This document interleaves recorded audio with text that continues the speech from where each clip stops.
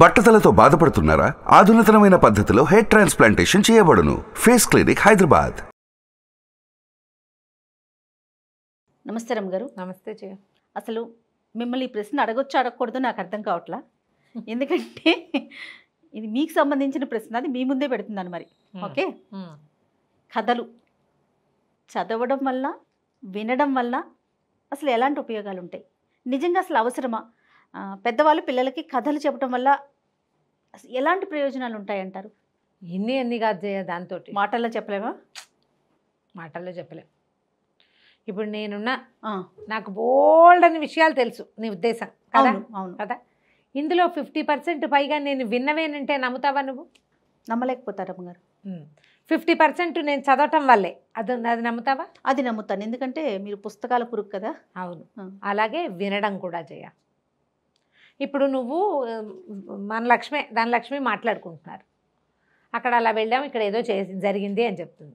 నేను ఏదో చదువుకుంటున్నో రాస్తున్నో అక్కడ ఖాళీగా కూర్చున్నో సోఫాలో వింటాను. వినంగానే మనకి ఇలాంటిది ఒకటి జరిగింది, ఇలాంటిది ఇంతకుముందు విన్నాం అని జ్ఞాపకం వస్తుంది. ఈ విన్న విషయం ఒక కథలాగానో, ఒక కథకి ముందు మాటగానో వెనక మాటగానో రూపుదిద్దుకుంటుంది.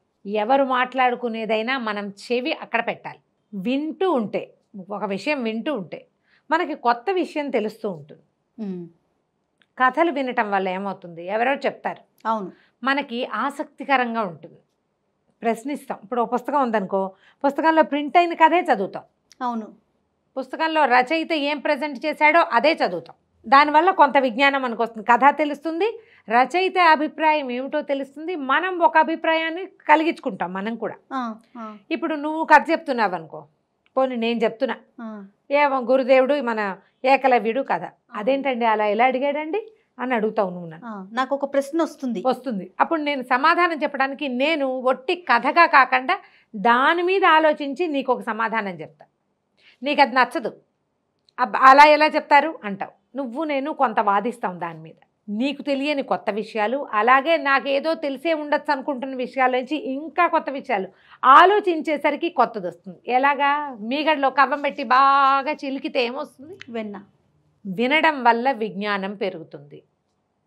ఒట్టి వినడం, అలా ఏదో క్యాజువల్గా వినటం కాకుండా ముఖతః వినటం, మనసు పెట్టి ముఖతః, మనిషి ఎదురుగుండా ఉంటాయి. ఇప్పుడు లేదా నేను ఒక స్టోరీ, పాడ్కాస్టో యూట్యూబో ఉంది, ఆడాడు చెప్పుకుంటూ పోతాడు, నువ్వు వినుకుంటూ పోతావు పని చేసుకుంటూ. నేను కూడా గిన్నెలు తోముకుంటూ వింటుంటా, దేవుడి పాత్రలు తోముకుంటూ వింటాను. ఓకే, ప్రయోజనం ఏం లేదు, ఊరికే వినికిడి మాత్రం ఉంటుంది. ముఖతః విన్నావు. అమ్మ కథ చెప్తోంది పిల్లాడికి, చెప్తుంటే కోతి ఏం చేసిందో తెలుసా అంటే, ఏం చేసింది? కోతి పైనుంచి దూకింది. అలా ఎలా దూకుతుందమ్మా కోతి అంటాడు. కోతులు దూకుతాయిరా, అవి ఇలా చేస్తాయి. దాని మీద ఇంకొక 2-3 వాక్యాలు చెప్తాం. కోతి దూకింది దగ్గర నుంచి అది ఎలా దూకగలదు, ఏం చేయగలదు, ఫలానా కథలో ఆంజనేయుడు ఇలా దూకాడు. విజ్ఞానం పెరుగుతుంది కదా. ఇప్పుడు పిల్లాడు తల్లి ఏం మాట్లాడుకుంటారు రోజువారడి, ఏమిటి ఇవాళ నీ రోజు ఎలా గడిచింది అని అడుగుతుంది తల్లి. వాడేదో స్కూల్లో అదే అదో చెప్తాడు. తర్వాత అమ్మ నేను గిన్నెలు తోమాను, నుంచున్నాను, పడుకున్నాను, అక్కడికి వెళ్ళాను, అవన్నీ చెప్తుందా? ఆఫీసులో విషయాలు ఎంతమంది తల్లులు పిల్లలకి చెప్పగలుగుతారు? ఏవో 2 మాటలు చెప్తారు. ఏదో ఒక సిచ్యువేషన్ ఉంటే, ఈ జరిగేవన్నీ చెప్పుకోలేం కదా. ప్రతి విషయం పిల్లలతో చెప్పేవి కూడా ఉండవు, పిల్లాడికి ఉండవు. వాడు అన్నీ చెప్పండి, నీకు చెప్పరండి, వాళ్ళు చెప్పరు. అప్పుడు నువ్వు పిల్లాడు కలిసి ఉండేందుకు ఒక బంధం, ఒక విషయం కావాలి, అది కథ.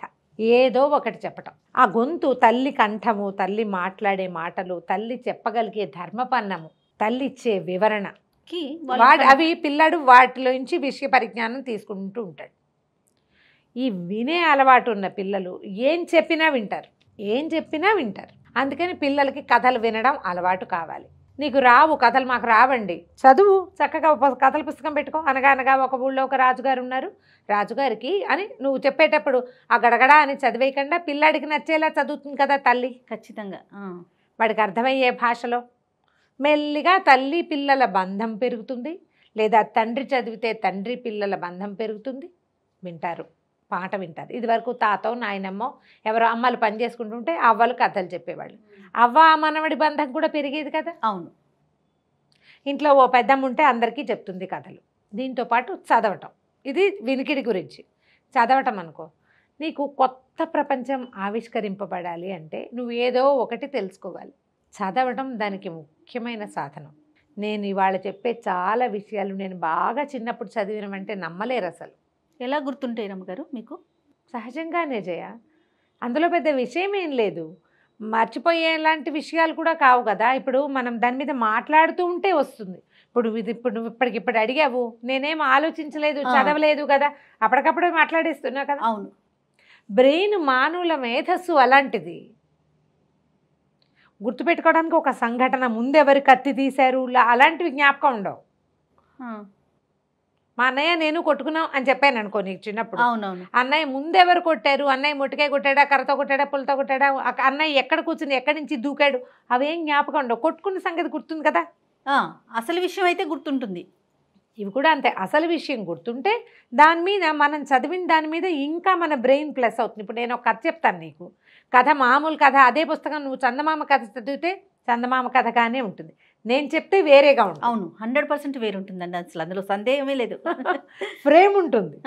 ఫ్రేమ్ మీద నేను చదివేసిన వాడి తాలూకు ఆలోచనలు కొత్త లతల్లాగా అల్లుకుంటాయి, కొత్తగా ఇంటర్ప్రెట్ చేయగలుగుతాం.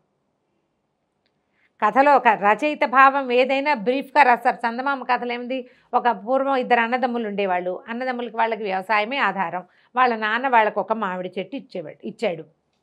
ఇది మొదటి వాక్యాలు అనుకో. ఇప్పుడు నేనేం చెప్తా, ఇది వరకు ఊళ్ళల్లో ఉండేవాళ్ళు, అప్పుడు ఏముండేవి కాదు వ్యవసాయాలే. నేను 10 నిమిషాలు మాట్లాడతాను, ఆ రోజుల్లో ఏముండేదో నేను చెప్తున్నా. అవును, ఇప్పుడు పిల్లాడికి కూడా అలాగే చెప్తాం మనం. అవును రమ్మగారు. అవునా, నీ కూతురికి చెప్తావు కదా. 100%. నేనేం చేస్తాను తెలుసా, ఇన్ని స్టోరీలు మేము వింటాను కదా, మళ్ళీ వింటా. తనకి చెప్పే ముందు నేను మళ్ళీ విని, మీ స్టోరీ మనం చేసిన వీడియోని మళ్ళీ విని, మళ్ళీ నేను ఇంకొంచెం యాడ్ చేసి అలా నేను చెప్పుకోగలుగుతాను. సొంత నోట్ల నుంచి సొకపోల కల్పితాలు కొన్ని వస్తాయి కదా. ఇప్పుడు నేను ఏ రచయితల కథలు చెప్పినా వాళ్ళు చెప్పిన దాంతోపాటు నా ఇంటర్ప్రిటేషన్ ఉంటుంది, ఆ కథ మీద నాకు కలిగిన అవగాహన కొంత ఉంటుంది. ప్రజెంటేషన్ మారుతుంది, ప్రజెంటేషన్ మారితే ప్రపంచమే మారిపోతుంది. అవును కదా. అందుకు చదవడము వినడము 2 అవసరమే కథలు. తర్వాత మనకి పిల్లలకి అనుబంధం ఏర్పడడానికి, పిల్లలకు ఒక కాల్పనిక జగత్తులోకి వాళ్ళని తీసుకెళ్ళి వాళ్ళని సూదింగా ఉంటుంది, కన్సోల్ చేయడానికి, వాడిని ఓదార్చడానికి, వాడిని నిద్రపుచ్చడానికి, వాడికి జీవితం మీద కొత్త ఆశ కల్పించడానికి. చదువు బాగా రాదు పిల్లలకి, మొద్దుగా ఉంటారు, వాడికి ఏకలవ్యుడి కథ చెప్తాం, ఏకలవ్యుడిలాగా అట్లా ఎంకరేజ్ చేస్తాం. ఇలా చేస్తే ఇది ప్లస్ అవుతుంది. నువ్వు చెయ్యాలిగా. చేయాలంటే ఏం చేయాలి, పిల్లలతోటి ముందు మాట్లాడుకోవాలి, చెప్పాలి. వాళ్ళతోటి ఏదో అన్నం పెట్టామా, పాలు కల్పించేసామా, హార్లిక్స్ కల్పించేసామా, 10ంటికి పడుకోబెట్టేసామా, ఇది సిద్ధాంతం పెట్టుకోవద్దు. దాంతోపాటు రోజు ఓ కథ చెప్పామా, 4 పుస్తకాలు కొనుక్కొచ్చుకోండి, నాకు చెప్పడం రాదు అని చెప్పకండి. నేర్చుకోవాల్సింది అన్నీ నేర్చుకోవాలి. ABCDలు నీకు వచ్చేవిటి నేర్చుకోవాలా, అంతే. ఇది కూడా అంతే, నేర్చుకోవాలి. ఏదో ఒకటి చదువుతుంటే మెల్లిగా ఏమవుతుంది, మన అనుబంధం కూడా పెరుగుతుంది. ఎంత ఏజ్ వాళ్ళకైనా పోతే ఒక వయసు పెరిగింది. ఇప్పుడు నేనున్నానా, ఇదివరకు ఏవో ఆ కథలు ఈ కథలు చదివేదాన్ని, నీకోసం చందమామ కథలు కూడా చదువుతాను అనుకో. పారమార్థిక కథలు, జీవితం దీని తర్వాత ఏంటి, what next, life after death, అది కూడా కావాలి నాకు. దానికి సంబంధించిన విషయాలు చదువుతాను. ఒట్టి కథ చదివే అలవాటు ఉన్నవాడు మిగిలిన అన్ని విషయాలకి కోసం కూడా తెలుసుకుంటూ ఉంటాడు క్రమంగా. ఇది ఒక సత్కాలక్షేపంగా ఉంటుంది. ఎక్కడైనా మీరు సమర్థవంతంగా వ్యక్తుల్ని హ్యాండిల్ చేయగలుగుతారు. వాడెవడో హ్యాండిల్ చేయొద్దు, పోని వాళ్ళెవరినో వద్దు. మీ పిల్లలు, మన పిల్లలు చాలు కదా మనకి. పిల్లలకి మన మాట వినే అలవాటు ఉండాలి. పొద్దునంతా వాడు అల్లరి చిల్లరగా ఏదో గోలగోలగా ఉంటాడు, పడుకునేసరికి కథ వినాలి, అది అమ్మ కథ కావాలి, అమ్మ కథ కావాలి. ఒక్కసారి అలవర్చారా ఆటోమేటిక్గా సెట్ అయిపోతుంది.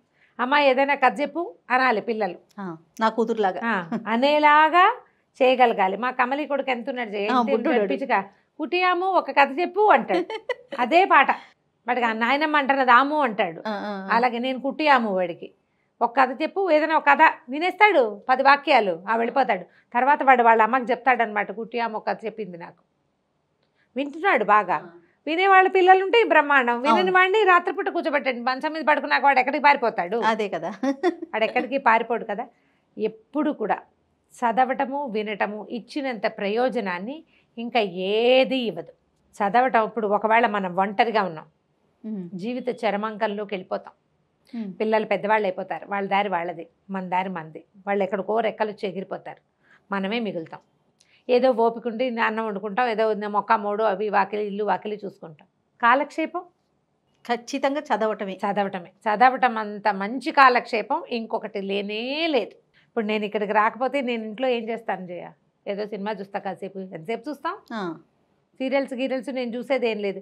ఏదో ఒక పుస్తకం, నేను చెప్పాను వంటలు పిండి వంటలైనా మళ్ళీ చదువుకుంటాను ఇంకోసారి. నేను చదవటం అంత ద బెస్ట్ కాలక్షేపం ఇంకొకటి లేనే లేదు.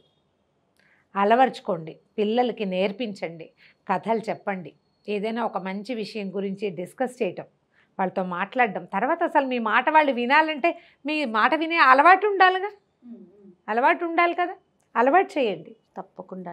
దానికి కథలని మంచి మార్గంగా తీసుకోవచ్చు. పిల్లల పెంపకంలో ఒక భాగం ఏంటంటే మనం చదివి చెప్పటం, లేదా ఎక్కడైనా తెలుసుకుని చెప్పటం, మన మాట వాళ్ళు వినేలాగా చెప్పడం. అది డే 1 నుంచి మొదలు పెట్టచ్చు. చిన్న పిల్లలు అప్పటి నుంచి కథ స్టార్ట్ చేయొచ్చు.